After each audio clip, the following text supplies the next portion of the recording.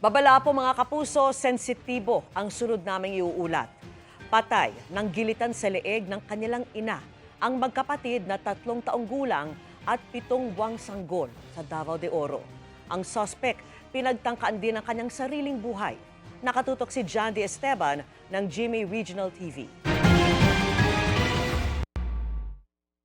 Ito ang kalunos-lunos na sinapit ng 3 taong gulang na batang lalaki at kapatid niyang 7 buwang gulang sa bayan ng Nabunturan, Davao de Oro. Ang sospek, mismong ina ng mga bata. Sa imbestigasyon ng kapulisan, nakita na lang sila ng lolo ng mga bata dakong alas 6 ng umaga kahapon.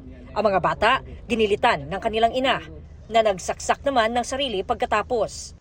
Nakitaan no sa usa ka lolo ang iyahang anak ug ang iyahang duha ka apo nga nagbuy-od na dito sulod sa ilang kwarto. Tungod sa panghitabo iyahang hakwat no ang iyahang anak katong inahan sa duha ka bata kay buhi pa man ug nangutana kini nga kinsa may nagbuhat ni ini sa inyuha o ikaw ba ang nagbuhat ni ini. So kay di man siya ka istorya kay naapod siya samad no dinunggaban dinhi sa iyahang liog.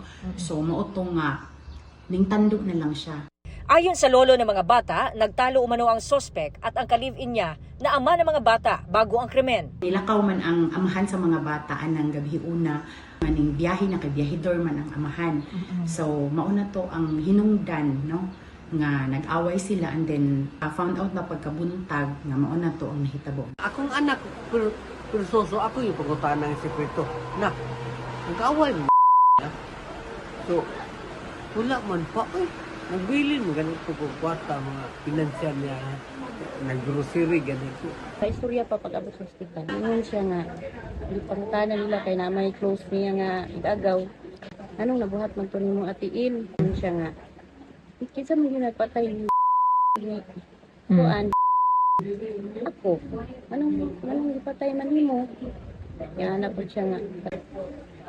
Sabi ng problema, anak siya, kanang akong kaproblemahan, nga wala ko gatas, anak siya, kay gatas ako. Ginay pa ako ng mga bata, wala ko kasabot, mautong gipatay na ko ng mga anak. Ano magsabay ni tanan, anak siya. Ang sospek nasa ospital pa at nagpapagaling matapos maoperahan. Hindi na umano magsasampa ng kaso ang ama ng mga bata na ka-live-in ng sospek. Mula sa GMA Regional TV at GMA Integrated News, Jandy Esteban. Nakatutok, 24 oras.